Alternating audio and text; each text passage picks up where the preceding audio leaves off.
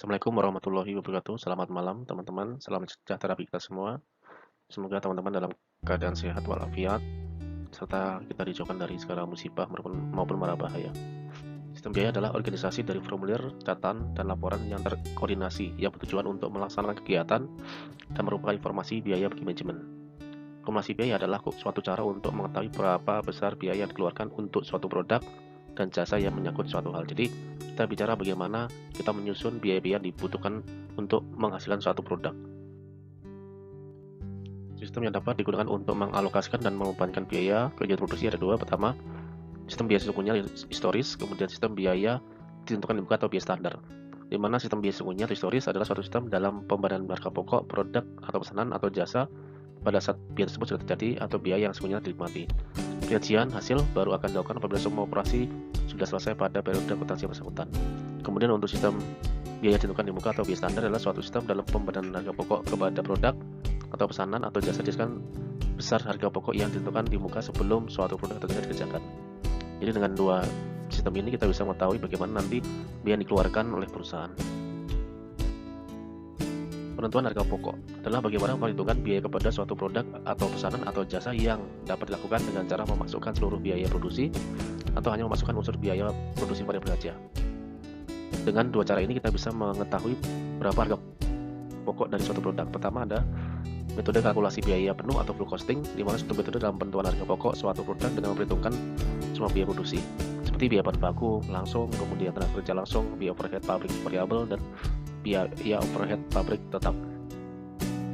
Yang kedua, metode kalkulasi biaya variabel atau variable costing, di mana suatu metode dalam penentuan harga pokok suatu produk hanya memperhitungkan biaya produksi yang bersifat variabel saja, seperti bahan baku langsung, tenaga kerja langsung, dan biaya overhead pabrik variabel. Kemudian metode ini biaya overhead tetap tidak diperhitungkan sebagai biaya produksi, tapi biaya overhead tetap akan diperhitungkan sebagai biaya periode yang akan dibebankan dalam laporan laba rugi tahun berjalan. Jadi nanti kita bisa lihat bagaimana perbedaan antara full costing dan variable costing dengan masing-masing biaya yang sudah disesuaikan dengan metode masing-masing. Akumulasi biaya adalah suatu cara untuk mengetahui berapa besar biaya yang dikeluarkan untuk suatu produk dan jasa menyangkut suatu hal. Ada dua metode sebagai berikut. Pertama ada metode akumulasi biaya pesanan, di mana suatu metode yang digunakan dalam pengumpulan harga pokok suatu produk, di mana biaya dikumpulkan untuk setiap pesanan atau kontrak atau jasa terpisah, dan setiap pesanan atau kontrak dapat dipisah sesuai identitasnya. Akumulasi biaya pesanan ini dapat diterapkan pada perusahaan-perusahaan yang menggunakan proses produksi terstruktur seperti pekerjaan konstruksi, bengkel, percetakan, catering makanan, mebel, dan sebagainya. Jadi sesuai dengan kontrak kerja pesanan, misalnya dibayarkan setelah 25% selesai, 50% selesai, 75% selesai, dan seterusnya. Kemudian metode akumulasi biaya proses, di mana suatu metode dalam pengumpulan harga pokok produk dengan mengumpulkan biaya untuk setiap satuan waktu tertentu. Akumulasi biaya proses ini dapat diterapkan pada perusahaan menggunakan proses produksi terus-menerus, seperti perusahaan berkaitan mobil, obat-obatan, perusahaan penerbangan, rumah sakit, dan lain sebagainya. Aliran biaya dalam perusahaan pabrikasi. Jadi kita sebagian besar bekerja di sebuah perusahaan, jadi kita melihat bagaimana proses dari uang kemudian menjadi harga pokok produk di perusahaan, di mana seluruh transaksi biaya berhubungan dengan proses produksi yang terjadi yang dimulai dari awal sampai akhir suatu proses produksi tersebut. Semua aliran biaya yang terjadi diperhitungkan tanpa memperhatikan adanya perilaku biaya yang bersifat tetap dan variabel. Kita mulai dari kas atau utang usaha. Dengan kas atau utang usaha kita bayarkan untuk membeli bahan baku. Kemudian setelah bahan baku dibeli, disimpan dalam bentuk persediaan bahan baku.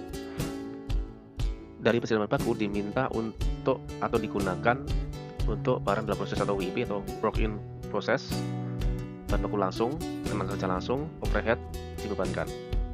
Dari work in process kemudian menjadi biaya barang yang telah selesai. Dari biaya barang yang telah selesai dipindahkan ke persediaan barang jadi atau produk yang sudah jadi dan siap untuk dijual. Kemudian persediaan barang jadi pindah atau menjadi harga pokok penjualan. Kemudian untuk WIP itu dibayarkan untuk alokasi biaya manufaktur lain-lain. Selain bahan baku dibutuhkan tenaga kerja langsung dan overhead pabrik sebagai tambahan untuk proses dalam WIP. Jadi ini adalah aliran biaya dalam perusahaan. Jadi teman-teman nanti kita bisa lihat bagaimana suatu produk dihasilkan mulai dari kas menjadi bahan baku, dari kas menjadi tenaga kerja langsung, dari kas menjadi overhead pabrik. siklus akuntansi biaya dalam rekening, di mana dalam aliran biaya pabrikasi tersebut dapat dilihat bahwa akun buku besar untuk biaya pabrikasi yang digunakan adalah akun bahan baku, beban gaji dan upah, akun pengendali overhead, produk dalam proses, produk selesai, dan harga pokok penjualan. Di mana tahapan siklus akuntansi melalui akun berbentuk T dapat menjelaskan seperti berikut. Pertama, membuka rekening perkiraan persediaan bahan baku, beban gaji untuk mencatat tenaga kerja langsung dan BOP pengendali di sebelah debit. Bahan baku, tenaga kerja langsung, dan BOP dimasukkan ke dalam proses dan dipindahkan ke sebelah kredit, kemudian membuka rekening produk dalam proses yang diletakkan sebelah debit. Yang ketiga, produk dalam proses dipindahkan ke sebelah kredit dan kemudian membuka rekening perkiraan produk selesai yang diletakkan di sebelah debit. Produk selesai dijual akan membentuk harga pokok penjualan sehingga produk selesai berpindah ke sebelah kredit dan mendebitkan rekening harga pokok penjualan. Jadi pertama, kita mempunyai 3 biaya. Pertama, biaya persediaan bahan baku, kemudian nanti ada biaya gaji dan upah, kemudian ada biaya overhead pabrik yang diberikan. Kemudian alirannya adalah dari ketiga biaya tersebut masuk ke dalam barang dalam proses. Dari barang dalam proses, kemudian ketiga biaya tersebut menjadi satu, kemudian menjadi persediaan produk jadi. Dari situ baru kita bisa tentukan berapa harga pokok produksinya. Di sini ada contoh di mana CPT Alvisa pada tahun 2011 mengeluarkan biaya tenaga kerja langsung sebesar 40.000. Kemudian ada saldo perkiraan perusahaan awal dan akhir sebagai berikut. Kemudian ada catatan pembelian bahan baku, pemakaian bahan baku, harga pokok produksi. Yang pertama, untuk arus biaya bahan baku, pertama kali diketahui bahwa ada sediaan awal sebesar 13.600. Ini masukkan ke dalam persediaan awal bahan baku. Kemudian ada pembelian bahan baku sebesar 72.800 dimasukkan dalam pembelian bahan baku. Kemudian di total 13.600 ditambah 72.800, kemudian dikurangi dengan persediaan akhir bahan baku 19.200, hasilnya adalah 67.200. Ini adalah bahan baku yang berpindah dari bahan baku ke produk dalam proses. Kemudian kedua, tenaga kerja langsung 40.000, diketahui TKL-nya adalah 40.000. Kemudian BOP, diketahui BOP akhirnya adalah 20.000, di sini 20.000, kemudian 20.000 yang akan pindah ke barang dalam proses atau produk dalam proses. Kemudian tiga aliran biaya ini berpindah, bahan baku 67.200, kemudian tenaga kerja langsung 40.000, kemudian BOP-nya 20.000. Semua di total, di mana ada persediaan awal produk dalam proses 9.600, di sini 9.600. Kemudian di total 9.600 ditambah 67.200 ditambah 40.000 ditambah 20.000. Kemudian setelah itu dikurangi dengan persediaan akhir produk dalam proses 11.200.